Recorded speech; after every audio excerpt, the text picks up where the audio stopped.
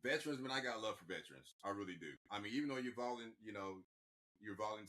you still went out there and fought for your country. And I don't think really people actually, when they go in the military, and this is a question for you guys, I don't think really people think of the severity that comes with that. You don't think you're going to war. You might go and be excited about fighting for your country, but the fight for your country in your perception might be different than what the military has planned for you.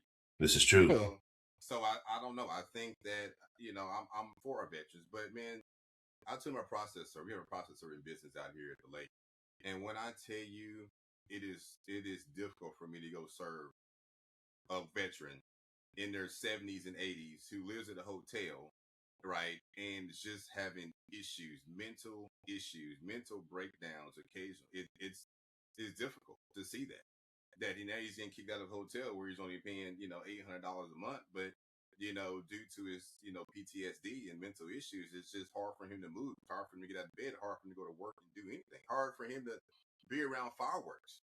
You know what I mean? It's sad. So I mean, I got a soft spot in my heart for veterans, and I thank you guys for your service and everybody Appreciate else. that, I brother. appreciate that too. And to that. So the part of the reason why I feel that way, and I agree with King on that, is why you should get it automatically, especially if you've been to combat. Because when I was done, there was no. So first, to what you're saying about when you're going in and possibly preparing yourself for potential war combat. So listen, I went to boot camp 3 months. I went to School of Infantry 3 months. Another month, I am in combat. And 7 months in, I'm in combat. You want to talk about a bust in the face, if you will, thinking about your life every day. So however, fast forward that to when you're getting out, there was no debriefing. There was no, okay, well, you've been to combat, so let's come over here and let's 6 months before you get out, we're going to see where you're at mentally. There was none of that. It's that your time was up and you're out. And so to what you mentioned about the veterans that are living in the hotels and, and having the psychological trauma and, that stuff is real. And there is no, yes, I know there's programs, if you will, that you can get out there and go do. However, those, I don't know, man. It seems like it's a jammed up system to me. When you get out, there's no debriefing. You pretty much have to take everything that you have inside of you and try to deal with that out here with civilians.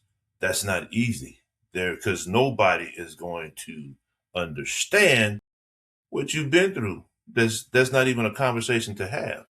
Well, that's why, I mean, if you are a combat veteran, you definitely do not need to stay to yourself. You need to talk to other combat veterans. Yeah. I mean, those are the people that are going to understand you. You need to talk to other veterans, but it is getting better. Like my brother, he had severe PTSD. I won't get into all the details and certain things that's happened. But from his perspective, he's gotten a lot of help. Now, I know some states are worse than others. Missouri is one of the states that's actually has good care, especially in the Springfield area where my brother's at. He drives an hour to his hospital than we have the one in Columbia. But he's told me that, I mean, the therapist he spoke with, everything was provided, and he got the help he needed, and he still gets it. See, a lot of veterans, at the same time, they are too embarrassed to go talk to somebody and say they have a problem too. It's hard. That's another problem. It's hard, yes. King. It's hard to do. It's hard to do. The Army, I mean, the military built you guys like that, right? This is true as well. You were built that way. You know what I mean? So it only becomes harder due to the psychological process that you guys been in the military. I mean, so and this is not new to our culture. This veteran thing, like you think about all the ancient kingdoms we've been reading in history. Those guys have gone to war too. And absolutely. This is a problem that every soldier has. True. No matter what country you served or what time frame you served in.